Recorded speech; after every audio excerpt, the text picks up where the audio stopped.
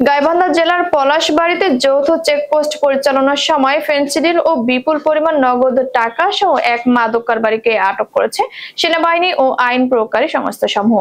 আজ 2 আগস্ট গাইবান্ধা সেনা ক্যাম্পের একটি টহল দল পলাশবাড়ী ফায়ার সার্ভিস এলাকায় রংপুর ঢাকা মহাসড়কে একটি যৌথ চেকপোস্ট স্থাপন করে। বিকেল 3টার দিকে হানিফ এন্টারপ্রাইজের একটি বাস তল্লাশির সময় একটি সন্দেহভাজন লাগেজ থেকে 15 বোতল ফেনসিডিল ও নগদ 1,03,452 টাকা উদ্ধার করা হয়।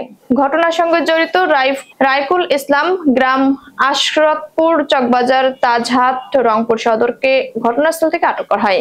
পরে তাকে পলাশবাড়ী থানায় হস্তান্তর করা হয় এবং তার বিরুদ্ধে একটি মাদক মামলা প্রক্রিয়াধীন রয়েছে। গাইবান্ধা সেনা ক্যাম্পের কমান্ডার জানান, আইন শৃঙ্খলা পরিস্থিতি স্বাভাবিক রাখতে সেনাবাহিনী নিয়মিতভাবে অন্যান্য আইন প্রয়োগকারী সংস্থার সঙ্গে সমন্বয়ে অভিযান পরিচালনা করছে। চেকপোস্ট কার্যক্রম আরো জোরদার করা হয়েছে।